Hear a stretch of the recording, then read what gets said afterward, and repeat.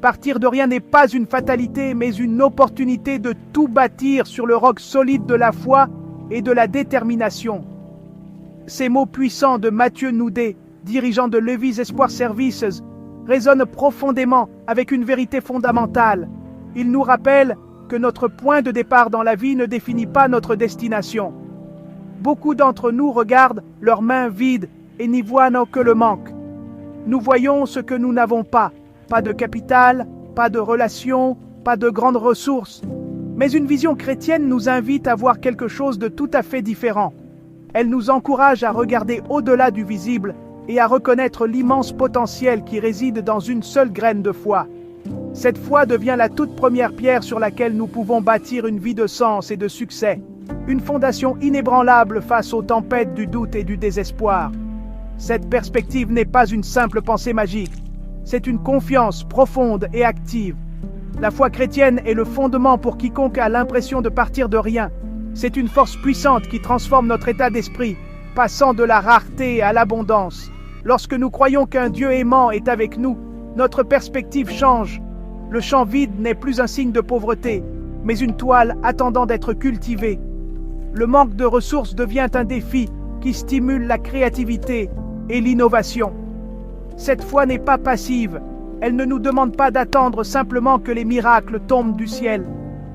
Au lieu de cela, elle nous donne le pouvoir d'agir, de faire le premier petit pas hésitant, sachant que nous ne marchons pas seuls dans notre parcours. C'est la confiance tranquille que même le plus petit effort, semé dans le sol de la foi, peut grandir en quelque chose de magnifique. La Bible elle-même est remplie d'histoires de débuts humbles. Pensez à David, un simple berger qui est devenu roi. Pensez aux disciples, de simples pécheurs appelés à changer le monde. Ces récits ne sont pas de vieilles légendes, ce sont des leçons intemporelles pour nos vies aujourd'hui, en ce jour même, 30 juillet 2025. Ils nous enseignent que Dieu ne choisit pas ceux qui sont équipés, il équipe ceux qu'il choisit. Il voit le potentiel en nous, même lorsque nous ne pouvons pas le voir nous-mêmes. Notre chemin, qui consiste à partir de rien, est en fait un chemin de découverte de l'incroyable force et des ressources que Dieu a déjà placées dans nos cœurs. Il s'agit de comprendre que notre véritable capital n'est pas l'argent, mais notre foi inébranlable et notre volonté de commencer là où nous sommes. Ce principe est universel. Il s'applique que vous soyez dans une ville animée ou un village tranquille. Dans beaucoup de nos villages, nous sommes entourés d'immenses richesses, même si elles ne sont pas sous forme de monnaie. Nous avons des terres riches en potentiel pour l'agriculture. Certaines régions sont bénies par des ressources naturelles comme l'or, le cacao ou le café. Le point de départ est de voir ces ressources non pas seulement comme des matières premières, mais comme des opportunités données par Dieu. La vision chrétienne nous enseigne à être de bons intendants de ces dons. Elle nous demande de regarder la fève de cacao et de voir non pas seulement une marchandise, mais le potentiel d'une entreprise locale de fabrication de chocolat qui peut employer nos voisins. C'est là que la foi devient pratique, transformant notre conviction spirituelle en une action tangible et transformatrice pour nous-mêmes et nos communautés. Vous devez entendre ceci si vous voulez bâtir à partir de rien, selon Lévi Mathieu Noudet. Le livre des Proverbes nous offre un enseignant simple mais profond, la fourmi. Proverbes chapitre 6, versets 6 à 8 nous dit « Va vers la fourmi paresseux, considère ses voies et deviens sage. Elle n'a ni chef, ni surveillant, ni maître. Elle prépare en été sa nourriture. Elle amasse pendant la moisson de quoi manger. Cette petite créature fournit un puissant plan pour réussir quand on part de rien. La fourmi n'attend pas d'instruction.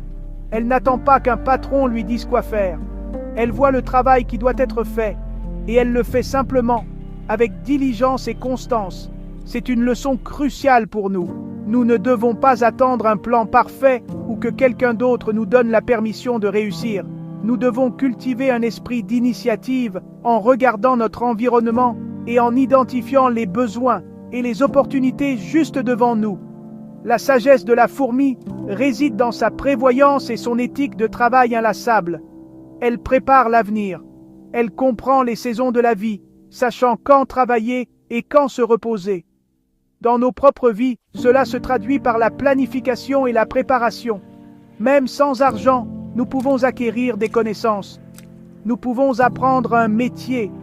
Dans un village béni par une terre fertile, On peut commencer par apprendre les meilleures techniques pour cultiver des ignames ou du café.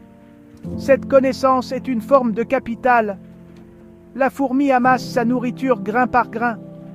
De même, nous pouvons construire notre succès action par action, jour après jour. Chaque petite tâche accomplie, chaque nouvelle compétence acquise est un autre grain stocké pour notre avenir. Cette accumulation patiente et constante d'efforts est ce qui crée l'élan et mène finalement à une grande récolte. Cette sagesse biblique est incroyablement pratique. Elle nous enseigne que le succès n'est pas un événement unique et grandiose, mais le résultat d'innombrables petites actions disciplinées. Considérez le métier de la construction.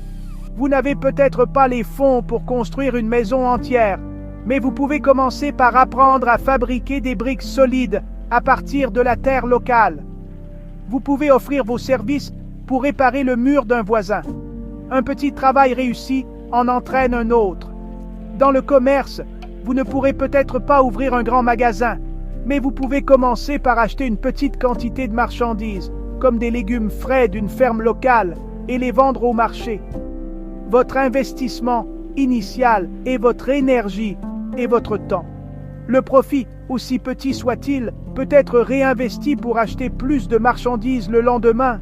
C'est la stratégie de la fourmi en action, de petits efforts constants qui s'accumulent avec le temps. De plus, la fourmi nous enseigne le pouvoir de travailler sans supervision. Cela renvoie à l'autodiscipline et à la motivation interne. Notre élan doit venir de l'intérieur, alimenté par notre foi et notre vision d'un avenir meilleur. Lorsque nous travaillons comme si nous travaillions pour le Seigneur, nos standards sont plus élevés. Nous construisons avec intégrité, nous cultivons avec soin, nous servons nos clients dans un restaurant avec une gentillesse authentique. Cette motivation interne, cette responsabilité personnelle est ce qui distingue ceux qui réussissent de ceux qui restent stagnants. Nous devons devenir notre propre chef, notre propre superviseur, guidés par les principes de sagesse et de diligence que nous apprenons de la parole de Dieu. Le succès de la fourmi n'est pas un accident, c'est le résultat direct de sa sagesse innée, donnée par Dieu, et de son action incessante. Pourquoi ne parle-t-on pas plus de la puissance de la collaboration, selon Lévi Matthieu Noudet, alors que l'initiative individuelle est l'étincelle, le travail collectif est le feu qui crée un changement réel et durable. Une personne peut fabriquer une brique, mais une équipe peut construire une école. Un agriculteur peut cultiver une petite parcelle, mais une coopérative d'agriculteurs peut gérer une grande plantation, négocier de meilleurs prix pour leur cacao ou leur café, et investir dans des équipements partagés. C'est là que le principe chrétien de communauté et de communion devient une puissance économique. La Bible parle constamment du corps du Christ, où chaque partie a un rôle unique et vital à jouer. De la même manière, un village ou une communauté peut fonctionner comme un seul corps, travaillant ensemble pour le bien commun. Les petits efforts coordonnés, lorsqu'ils sont combinés, produisent des résultats bien supérieurs à la somme de leurs parties. Imaginons cela dans un contexte villageois.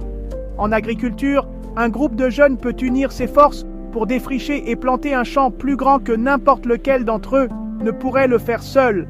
Ils peuvent ensuite partager la récolte. Dans le secteur de la restauration, une personne pourrait être un excellent cuisinier, une autre pourrait être excellente en gestion financière, et une troisième pourrait avoir une personnalité chaleureuse et accueillante pour servir les clients. Au lieu de se faire concurrence, ils peuvent unir leurs forces pour ouvrir un petit restaurant. Leurs compétences combinées créent une entreprise plus forte et plus résiliente. Cet esprit de collaboration transforme les faiblesses individuelles en force collective. Il s'agit de reconnaître les dons que Dieu a accordés à chaque personne et de trouver des moyens de les tisser ensemble pour former une magnifique tapisserie de succès partagé. Ce modèle peut être appliqué dans de nombreux domaines. En formation professionnelle, un charpentier expérimenté peut enseigner à un groupe d'apprentis. Ceux-ci, à leur tour, peuvent l'aider sur des projets plus importants. Le maître partage ses connaissances et les apprentis fournissent une main-d'œuvre précieuse. Cela crée un cycle d'autonomisation et de développement des compétences au sein de la communauté. Dans l'entrepreneuriat, un groupe pourrait créer un petit fonds, une tontine, où chaque membre contribue régulièrement une petite somme. Ce fonds collectif peut ensuite être utilisé pour fournir un prêt de démarrage pour l'idée d'entreprise d'un membre, puis du suivant, et ainsi de suite. C'est une démonstration pratique du fait de porter les fardeaux les uns des autres. C'est une communauté qui investit en elle-même, alimentée par une confiance mutuelle et un désir partagé de voir chacun prospérer.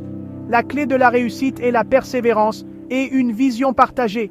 Il y aura des défis, il y aura des désaccords, mais une fondation de foi partagée et d'amour pour son prochain fournit la colle qui maintient le groupe uni. Lorsque nous voyons notre travail non seulement comme un moyen de gagner de l'argent, mais comme un acte de service envers Dieu et notre communauté, notre motivation change.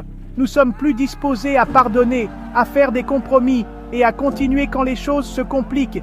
Le succès du collectif devient un témoignage de la puissance de l'unité.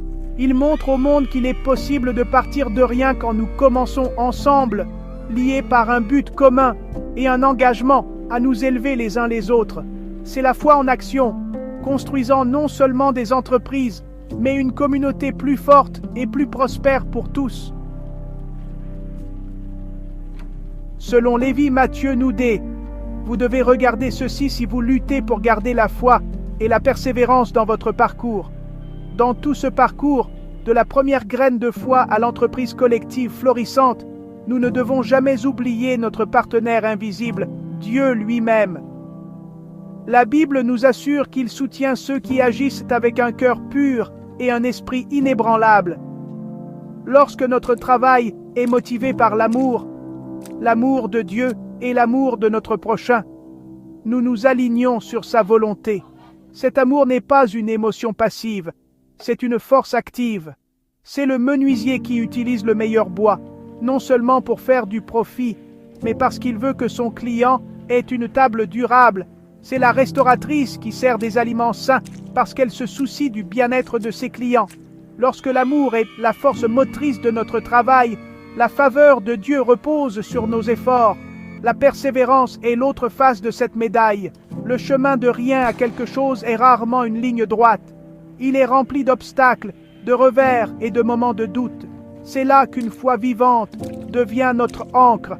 La persévérance n'est pas une simple obstination, c'est la foi en mouvement, continuant à semer, à construire et à servir même lorsque nous ne voyons aucun résultat immédiat. C'est faire confiance à Dieu qui agit en coulisses, ouvrant des portes que nous ne pouvons pas voir et nous fortifiant pour les défis à venir. Romains chapitre 5, versets 3 et 4 nous dit que l'affliction produit la persévérance, la victoire dans l'épreuve, et la victoire dans l'épreuve, l'espérance. Nos luttes ne sont pas des signes de l'absence de Dieu, mais des opportunités pour lui de construire notre caractère et d'approfondir notre dépendance à son égard. Le soutien de Dieu se manifeste souvent à travers les personnes qu'il place dans nos vies. Cela peut être un mot d'encouragement d'un pasteur, un coup de main d'un voisin ou la fidélité d'un client qui croit en ce que vous faites. Ce ne sont pas des coïncidences, ce sont des expressions de la grâce de Dieu. Il agit à travers la communauté, à travers le corps du Christ, pour pourvoir à nos besoins et élever notre morale. Par conséquent, il est essentiel que nous restions connectés à une communauté de foi. Cette communion fournit la nourriture spirituelle et émotionnelle dont nous avons besoin pour continuer. Elle nous rappelle que nous faisons partie de quelque chose de plus grand que nous-mêmes et que nos luttes individuelles sont partagées par nos frères et sœurs en Christ. En fin de compte, notre succès est un témoignage de la fidélité de Dieu. Lorsque nous partons de rien, mais avec notre foi en lui, et qu'à travers un travail diligent, l'amour et la persévérance, nous construisons quelque chose de valeur, nous devenons un témoignage vivant de sa puissance. Nos vies deviennent une histoire qui inspire les autres, leur montrant ce qui est possible lorsque l'on s'associe à Dieu. Comme Mathieu Noudet le conclut sagement, le succès est le fruit visible d'une grâce invisible cultivée à la sueur de notre front et à la prière de notre cœur. Que cela soit notre mantra. Travaillons comme si tout dépendait de nous et prions comme si tout dépendait de Dieu. Car dans ce partenariat divin, même de la poussière, une grande et belle entreprise peut surgir.